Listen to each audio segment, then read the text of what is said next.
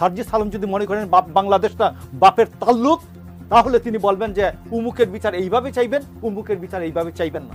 যদি আওয়ামী লীগের দোষরের বিচার করতে হয়, আগে হাসনাত এবং সার্জিসের বিচার করে নিরপেক্ষতা প্রমাণ করতে হবে আমাদের সামনে। সমন্বয়কদের জানিয়ে দেন, যারা রাষ্ট্র পরিচালনা করছেন তাদেরকে জানিয়ে দেন যে তারা যেন আজকের দিনের পরে যেন আর এইভাবে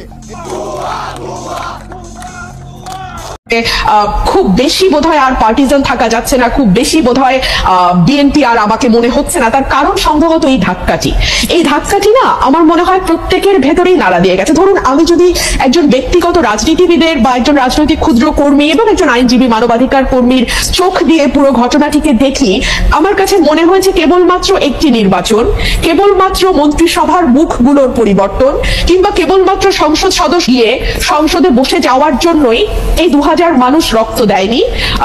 আবু সাইদ একেবারে নির্ভীক চিত্তে একটা গুলি, তারপরে আরেকটা গুলি এবং ধীরে ধীরে তার মাটিতে বসে পড়া, এই বিষয়গুলো আসলে না এক পাল মানুষের বদলে আরেক। এবং আমার কাছে মনে হয়েছে যে আমার চিন্তার জগতে যে বিরাট একটি ধাক্কা লেগেছে, এই ধাক্কাটি আসলে সকলেরই কম বেশি লেগেছে, কিন্তু এটার স্থায়িত্ব বা এটার ইম্প্যাক্ট এক একজনের জীবনে এক এক রকম হবে। ধরুন আমার কাছে মনে হয়েছে যে একটি সুষ্ঠু নির্বাচন, বাংলাদেশে যদি একটি সুষ্ঠু নির্বাচনের ধারাবাহিকতা থাকতো তাহলে কি হতো? তাহলে 2014 সালে হাইলি লাইকলি বিএনপি সরকার গঠন করতো এবং শেখ হাসিনা এবং আওয়ামী লীগ বিরোধী দলে বসতো। 18-তে গিয়ে হয়তো আবার তারা ক্ষমতায় যেত, 24-এ হয়তো আবার অন্য আরেকটি দল বিএনপি হয়তো ক্ষমতায় আসতো। এবার একটা পালা বদলের মধ্যে দিয়ে যেত এবং পালা বদলের মধ্যে দিয়ে এখানে যে বিষয়টি হতো খালেদ, আমার কাছে মনে হয় রাষ্ট্রের যে প্রতিষ্ঠানগুলো যেগুলোকে দুমড়ে মুচড়ে ভেঙে ফেলা হয়েছে 15 বছরে, সেই প্রতিষ্ঠানগুলোকে এভাবে হয়তো ভেঙে ফেলা যেত না। আজকে যেভাবে আমরা দেখতে পাচ্ছি মসজিদের খতিব থেকে শুরু করে একেবারে পাড়ার স্কুলের হেডমাস্টার পর্যন্ত পালিয়ে যে প্রাণ বাঁচাচ্ছেন, কারণ সোশ্যাল টেক্সচারটা পুরোপুরি নষ্ট হয়ে গিয়ে। প্রিয় দর্শক, আপনারা শুনছেন সার্জিস আলম, হাসনাত আব্দুল্লাহ, এনারা জাতীয় নাগরিক পার্টি বলে একটি দল গঠন করছে। এই দলটি গঠন করার পিছনে রুমিন ফারহানা বলতেছে ডক্টর ইউনূসী নাকি এই দলটি গঠন করার জন্য বলছেন। রুমিন ফারহানা বলতেছেন ডক্টর ইউনূসের প্রত্যাশা সাধারণ মানুষের পাশে দাঁড়াবে, সাধারণ মানুষকে কিভাবে হেল্প করবে, সাধারণ মানুষের মনের আশা কিভাবে পূরণ করবে। তো রুমিন ফারহানা এখন বলতেছেন ডক্টর ইউনূস বলেন এইগুলো যদি আমরা ক্ষমতায় না থাকি তাহলে কেউ এই আশাগুলো পূরণ করবে না। রুমিন ফারহানা বলতেছেন তার মানে কি বিএনপি তো এখনো বেঁচে আছে, বিএনপি কি তাহলে মানুষের দুঃখ কষ্ট বোঝে না? তো যাই হোক, আমরা এই পুরো ভিডিও ফুটেজটি যদি দেখি তাহলেই বুঝতে পারবো যে আসলে বর্তমান দেশের অবস্থা কি। ভাই, বর্তমান দেশ কোথায় যাচ্ছে? ডক্টর ইউনূস কি নতুন করে নির্বাচন দিয়ে দিচ্ছে? এদিকে বিএনপি বলতেছেন যে যত তাড়াতাড়ি সম্ভব বাংলাদেশের নির্বাচন দেওয়া উচিত, নির্বাচন দিলে বাংলাদেশটা একটা শান্তিপূর্ণ পরিবেশ ফিরে আসবে। এদিকে ডাক্তার ইউনূসের লোকজন বলতেছে এবং ডাক্তার ইউনূস নিজেও বলতেছেন আগে দেশটাকে সংস্কার করা হোক, তারপর নির্বাচন দিব। সেই নির্বাচন কবে দিবে, কবে হবে সেই নির্বাচন? আপনারা যদি সেটি দেখতে চান তাহলে আমাদের চ্যানেলের সাথেই থাকুন, অবশ্যই চ্যানেলটি সাবস্ক্রাইব করে দিবেন এবং লাইক দিয়ে পুরো ভিডিওটি দেখতে থাকবেন। আপনাদের মূল্যবান মতামত অবশ্যই কমেন্ট বক্সে জানাবেন, আপনাদের প্রত্যেকটা কমেন্ট কিন্তু আমরা পড়ি। চলেন আমরা সেই সব ভিডিও ফুটেজগুলি একে একে দেখতে থাকি। একেবারে প্রান্তিক লেভেল পর্যন্ত সকলকে এক দলের সদস্য হয়ে যেতে হচ্ছে, এই অবস্থাতে বাংলাদেশ যেত না। একটা পাওয়ার একটা ব্যালেন্স থাকে, ভার্টিক্যাল এবং হরাইজন্টাল।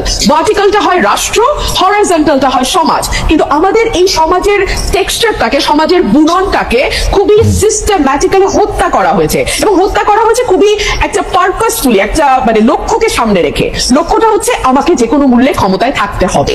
সুতরাং এইরকম ভুল যদি পরবর্তীতে কোনো রাজনৈতিক গোষ্ঠী এই ভুলটি করবার ন্যূনতম চেষ্টা করে, এই দেশের মানুষ কিন্তু মরতে শিখেছে এবং ওরা কিন্তু একটা ভীতির মধ্যে ছিল। হ্যাঁ, 15 বছর লিখতে ভয় পায়, বলতে ভয় পায়, নিজেকে এক্সপ্রেস করতে ভয় পায়, ইচ্ছা করে একটা পালের মধ্যে লুকিয়ে থাকে। আপনি যে অবস্থাটা বর্ণনা দিলেন, আপনার মনে কি এই সংখ্যাটা রয়ে গেছে? যেহেতু আপনি শুরু করেছিলেন যে এক পাল মানুষ থেকে আরেক পাল মানুষ, আপনার মধ্যে কি এই সংখ্যা রয়ে গেছে? এটা মানে যেই আশঙ্কা মান্না ভাইয়েরও আছে, সেই আশঙ্কা কি আপনারও আছে যদি আসলে এই গুণগত পরিবর্তনটা না হয়? দেখুন, বিএনপি 17 বছর নানান রকম জুলুমের মধ্যে দিয়ে গেছে। এই জুলুমের শিক্ষা বিএনপি কতটা নিয়েছে এটা বিএনপি ক্ষমতায় আসলেই আরো পরিষ্কার ভাবে বোঝা যাবে। তবে বিভিন্ন জায়গায় আমরা যেই মেসেজগুলো পাই সেই মেসেজগুলো খুব সুখকর নয়, এবং এটা যে সুখকর নয় এটা তো বিএনপির চেয়ারম্যান নিজেই স্বীকার করছেন, তাই না? তো তাহলে অবশ্য উনি কিন্তু বারবার ওনার নেতা কর্মীদের সতর্ক করছেন। এখানে দুটো তিনটা বিষয় হতে পারে, যে এক হচ্ছে যে ওনার বক্তব্য কি ওনার দলের তৃণমূলে যারা এই ধরনের কর্মকাণ্ডের সঙ্গে যুক্ত হচ্ছেন, মধ্যম পর্যায়ের যারা যুক্ত হচ্ছে। আপনি যখন এই কথা বলছেন, আমাদের একজন দর্শক এই মন্তব্য পাঠিয়েছেন যে ফেসিস্ট আমলে রুমিন ফারহানার প্রতিবাদী ভয়েস আমাদের সকলকে প্রেরণা যোগাতো। এখন কিছু কিছু এলাকায় বিএনপির অপকর্মের বিরুদ্ধে আমরা কি সেই একই কণ্ঠ শুনতে পাবো কিনা? ইন্টারেস্টিং, আমি ঠিক এই কথাটাই বলছিলাম, জি, তাই না জি, খালেদ ভাই? জি, জি। হ্যাঁ, তো ওনার এই কথাটা কি lower level, lower tier, mid tier and high tier খুব বেশি গুরুত্ব দিচ্ছে না? গুরুত্ব না দিলে কেন দিচ্ছে না? কারণ তারা কি মনে করছে যে কোনো ব্যবস্থা নেওয়া হবে না? কিন্তু আমরা তো বেশ কয়েকটি জায়গায় ব্যবস্থা নিতেও দেখলাম, তাই না? যদিও পরবর্তীতে আমরা দেখেছি যে অনেককেই আবার স্থগিত পদ আবার ফিরে এসছে, কিংবা বিরাট অভিষেকও হয়েছে দলে। তো এগুলো কি আসলে একটা বার্তা পৌঁছায় যে আসলে খুব বেশি কিছু হবে না, এই প্রথম একটু একটু ব্যবস্থা হবে, পরে আবার যেই থোর বড়ি খাড়া বড়ি থোর। তো এই কথাগুলো বলবার একজন রাজনৈতিক কর্মী হিসেবে আমার বাংলাদেশে বসে একটু কিছু টোল আছে ডেফিনেটলি, তাই না? সো ফর এক্সাম্পল সেই টোলটা কি হতে পারে? আমি নিজেও নিজের সাথে হিসাব করেছি। সেই টোলটা হতে পারে যে হয়তো আমাকে নমিনেশন দেওয়া হবে না, মন্ত্রিত্বের হয়তো প্রশ্ন থাকবে না। কিন্তু দেখুন, একটা রাষ্ট্র গঠন করতে এই ছোট ছোট জিনিসগুলোতে ছাড় দেয়া, আমার এমপি না হওয়া, কিংবা আমাদের